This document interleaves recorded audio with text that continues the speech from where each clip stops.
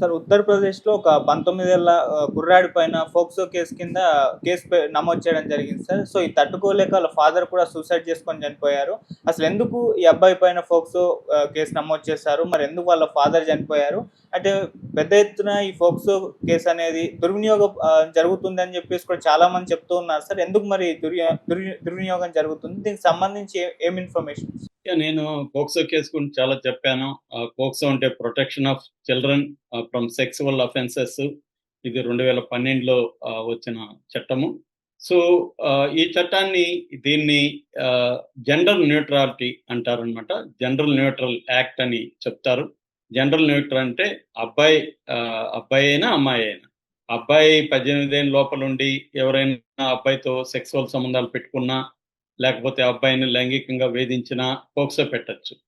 స్త్రీల మీద కూడా పోక్సో పెట్టచ్చు.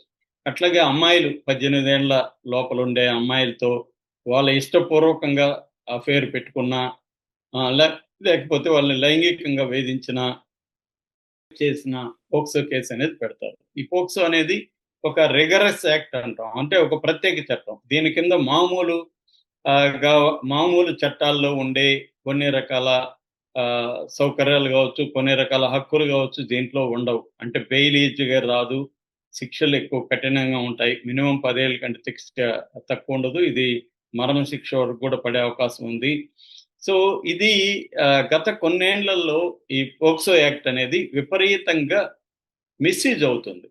అంటే ఇది నేను చెప్పడం కాదు, అనేక హైకోర్టులు, Allahabad high court, Orissa high court, Madras high court, Delhi high court, అనేక హైకోర్టులు పదే పదే చెప్తున్నాయి. ఏం జరుగుతుందంటే మనకి చట్టాల మీద ఎవరికి అవగాహన లేదు. నిన్న కూడా నేను చెప్పాను, మన అమ్మాయిరు మంగ్లీ పార్టీ ఇస్తే అమ్మాయికి తెలియదు అంటే పార్టీ ఇస్తే పోలీసులు పర్మిషన్ తీసుకోవాలని. సో అది ఎవరు చేసి ఉండాలి? నిర్వాహకులు ఫామ్ హౌస్ వాళ్ళు చేయాలి. ఈ అమ్మాయి మామూలుగా బర్త్డే పార్టీ, వాళ్ళని అడిగింది ఈరోజు ఖాళీగా ఉందంటే ఖాళీగా ఉందని పోయి చేసుకున్నారు, కేసులు పెట్టేశారు.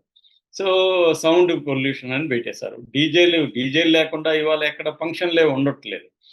సో అలాగా ఒక్కొక్కసారి ఏం జరుగుతుందంటే ఈ దురదృష్టం వల్ల ఇక్కడ ఇరుక్కుంటారు అబ్బాయిలు అమ్మాయిలు. ఫర్ ఎగ్జాంపుల్ ఇద్దరు కూడా 17 ఏళ్ళ అబ్బాయి 17 ఏళ్ళ అమ్మాయి అనుకుందాం. ఫర్ ఎగ్జాంపుల్ వీళ్ళిద్దరి మధ్య సెక్సువల్ రిలేషన్ మొదలైంది.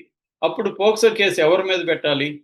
మామూలుగా అయితే చట్ట ప్రకారం ఇద్దరి మీద పెట్టాలి. ఇద్దరి మీద పెట్టకూడదు కూడా, ఎందుకంటే ఇద్దరు కూడా 18 ఏళ్ళ లోపల ఉన్నారు. కానీ అబ్బాయిల మీదే పెట్టేస్తున్నారు. వాడు కూడా 18 ఏళ్ళ లోపల ఉన్న అబ్బాయిల మీదే పెట్టేస్తున్నారు. సో ఒక్కొక్కసారి ఏం జరుగుతుంది, అబ్బాయికి 18 సంవత్సరాల 2 నెలలు అనుకుందాం, అమ్మాయికి 17 సంవత్సరాల 10 నెలలు అనుకుందాం. ఇద్దరి మధ్య తేడా 4 నెలలే ఉంటది. ఈ అమ్మాయే వాడిని గీకుంటది, ఈ అమ్మాయే వాడిని సెటిస్ చేసి ఉంటది. కానీ రేపు తల్లిదండ్రులకు తెలిసినాక వాడి మీద పోక్సో కేసు పెట్టేస్తారు. ఇప్పుడు నేరం ఎవరిది? ఆ అబ్బాయిది. అందుకని ఇండియాలో సెక్సువల్ ఏజ్ని 16 సంవత్సరాలకు తగ్గించండి. ఇవాళ ఉన్న సమాజం మారిపోయింది. స్మార్ట్ ఫోన్లలో ఇచ్చేస్తున్నారు చిన్నపిల్లలకి, అందులో పోర్న్ వస్తుంది. అమ్మాయిలకు కూడా అబ్బాయిలు విపరీతంగా, చుట్టుపక్కల అబ్బాయిలు అమ్మాయిల్ని ట్రై చేస్తున్నప్పుడు ఆ అమ్మాయి కూడా గమ్మున ఉండదు. సో 18 ఏళ్ళు వచ్చే వరకు అమ్మాయిలు ప్రేమించకుండా ఉండే పరిస్థితే లేదు ఇవాళ. రెండోది, ఒకప్పుడు ప్రేమ అంటే ఆమలిన శృంగారం అని చెప్పేవాళ్ళు. అంటే సెక్సువల్ కాకుండా దూరంగా ఉండే ప్రేమించుకోవడం, చిన్న వేళ్ళ తాకితే కూడా మధురములు, కవిత్వం ఇవన్నీ వచ్చేవి అప్పట్లో. ఇవాళ అదేం లేదు. ప్రేమ అంటే ఇవాళ ముందు అఫైర్లకి వెళ్ళిపోతారనమాట. సినిమాల్లోకి వెళ్ళడం. ఆ మధ్య కూడా సినిమాలో అదేంటి, ఒక కీరకాయకి కండోము దొరికింది అంటే, అమ్మాయిలు సినిమా హాళ్ళల్లో కూడా కండోముల్ని కీరకాయలకేసి వాడుతున్నారు అన్నది మనకు వచ్చింది. అంటే బాగా ఇది నేను అమ్మాయిలు తప్ప అబ్బాయిలు తప్ప చెప్పట్లేదు. సిచ్యువేషన్ ఎలా ఉందనేది చెప్తున్నా. సో ఇటువంటి సిచ్యువేషన్లో ఇటువంటి చట్టాల వల్ల ఏమవుతున్నారంటే ఎక్కువగా అబ్బాయిలే సఫర్ అవుతున్నారు అమ్మాయిల కంటే కూడా.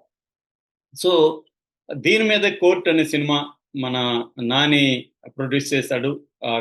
మంచి హిట్ కూడా అయింది. దీంట్లో కూడా ఇదే పాయింట్, అమ్మాయే వీడిని గీకుతుంది, అమ్మాయే వీడికి మెసేజ్ పెట్టి వీడికి కాల్స్ చేసి మెల్లగా రంగంలోకి దించుతుంది. అబ్బాయి కూడా లవ్ చేస్తాడు. సో చివరికి నిజానికి వాళ్ళిద్దరి మధ్య సెక్సువల్ రిలేషన్ కూడా లేదు. అయినప్పటికీ కూడా సెక్సువల్ రిలేషన్షిప్ ఉంది, ఆ అబ్బాయిదే తప్పు అని చెప్పి ఆ అబ్బాయిని వాళ్ళ ఫ్యామిలీని ఎంత హింసించారో చూసాం మనం. అక్కడ మనకి ప్రియదర్శి లాంటి ఒక గట్టిగా మానవత్వం ఉన్న ఒక అబ్బాయి లాయర్ దొరికాడు కాబట్టి సరిపోయింది. లేకపోతే ఆ అబ్బాయికి ఒక మినిమం 10 ఏళ్ళు జైలు శిక్ష పడిపోయేది ఆ అబ్బాయి చేయని తప్పుకి. సో ఒకవేళ అబ్బాయి తప్పు అనుకుంటే ఇద్దరిది తప్పు, ఈ అమ్మాయిదే అసలు తప్పు. ఈ అమ్మాయి కదా తన్ని రెచ్చగొట్టింది. ఇది ప్రూవ్ చేయాలని కోర్టు అనే సినిమా తీశారు.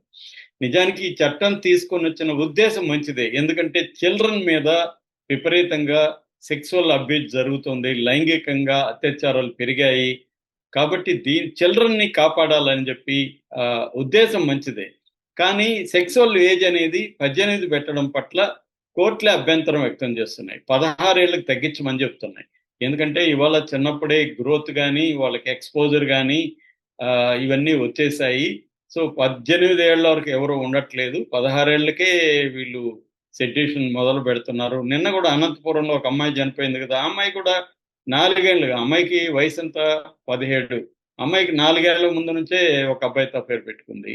సో ఇలాగా చాలా మంది ఏం చేస్తున్నారంటే 8వ క్లాసు 9వ క్లాసు అంటే వాళ్ళకి ఇంకా 10 ఏళ్ళు కూడా 10 ఏళ్ళు అంటే 12 ఏళ్ళు కూడా నిండక ముందే అఫైర్లు పెట్టుకునే మొదలు పెట్టేస్తున్నారు.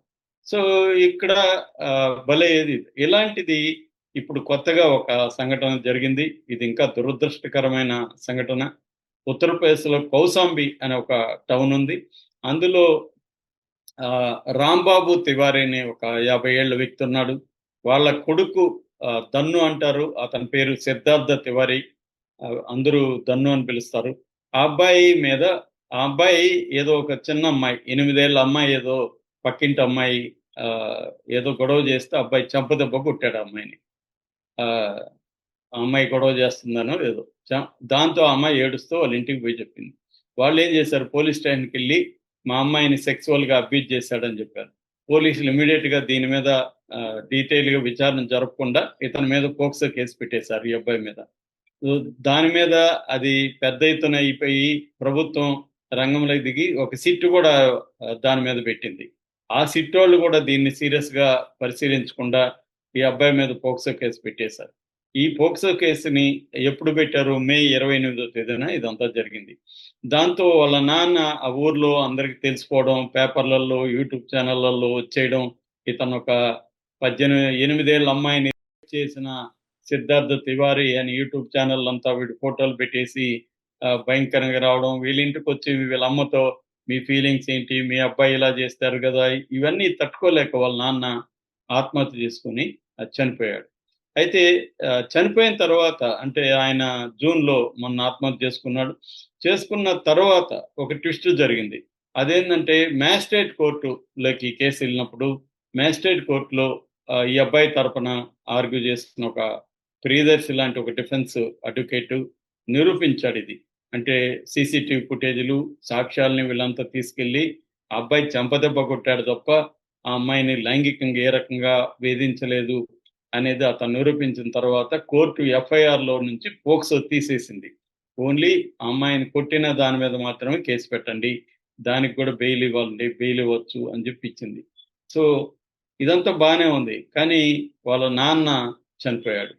అంటే మన దేశంలో ఏం జరుగుతుందంటే ఒక పక్క టెక్నాలజీ, కొత్త టెక్నాలజీ రావడం, ఏఐ రావడం, సెల్ ఫోన్లు రావడం, మనకి సెక్సువల్ రెవల్యూషన్ లాంటిది వచ్చేయడం, అంటే అమ్మాయిలు అబ్బాయిలు కలిసిపోవడానికి ఈజీగా సోషల్ మీడియా హెల్ప్ చేయడం, స్త్రీ పురుషుల మధ్య సెక్సువల్ సంబంధాలు విపరీతంగా పెరిగిపోవడం, ఒక్కరని కాకుండా ఒక్కరు, నలుగురు, ముగ్గురు, అలాగా అమ్మాయిలకైనా మల్టిపుల్ రిలేషన్స్ ఉన్నాయి, అబ్బాయిలకి మల్టిపుల్ రిలేషన్స్ ఉన్నాయి. ఈ కాంటెక్స్ట్ లో ఏమవుతుందంటే విపరీతమైన ఈ కాన్ఫ్లిక్ట్ అనేది పెరిగిపోయింది. ఈ కాన్ఫ్లిక్ట్ లోకి చట్టం ఎంటర్ అయిపోయి, చట్టము తర్వాత మొరాలిటీ అంటే ట్రెడిషనల్ వాల్యూస్ ఏమో కంప్లీట్ గా మారలేదు, ఇవన్నీ మారిపోయినాయి. వీటికి అనుగుణంగా చట్టాల్లో సరళీకరణ జరగాలి, తర్వాత ట్రెడిషనల్ వాల్యూస్ అనేవి బ్రేక్ అయిపోవాలి, బ్రేక్ అవ్వట్లా. అందుకనే ఇప్పటికి కూడా మొన్న కూడా మనం హనీమూన్ కపుల్లో సోనం చేసిన దానికి కూడా నేను ఎక్స్ప్లెనేషన్ ఇచ్చాను. వాళ్ళ ఇంట్లో టఫ్ సిచ్యువేషన్ ఉంది, వాళ్ళ ఇంట్లో అమ్మాయి కోరుకున్న అబ్బాయిని పెళ్లి చేసుకునే స్వేచ్ఛ అమ్మాయికి ఇవ్వలేదు. దాంతో ఆ అమ్మాయికి ఏమి అనుకున్నది, చంపేద్దాం అనుకున్నది. పెళ్లి చేసుకొని ఒకడిని చంపేసి విధవ అనుకున్నది. సో, అంటే ఆ అమ్మాయి దగ్గర డబ్బులు కొంత ఉన్నాయి, టెక్నాలజీ ఉంది. దానికి తగిన స్కీమ్ వేయగలిగిన నాలెడ్జి ఇవన్నీ కూడా ఇంటర్నెట్ ఇస్తుంది. ఇంటర్నెట్‌లో సెర్చ్ చేయొచ్చు. ఎట్లా చంపాలి ఏంటి?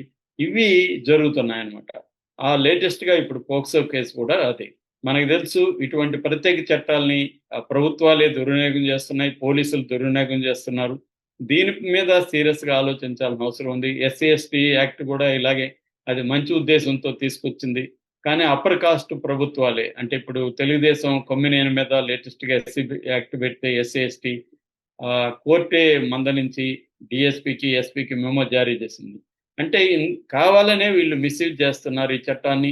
నిజమైన బాధితులకు ఆ చట్టం హెల్ప్ కానీకుండా ఆహ్, ఒక అబద్ధపు ఆహ్, కేసులు పెట్టేసి ఇరికించేయడం అనేది పోక్సో కేసులో విపరీతంగా జరుగుతుంది.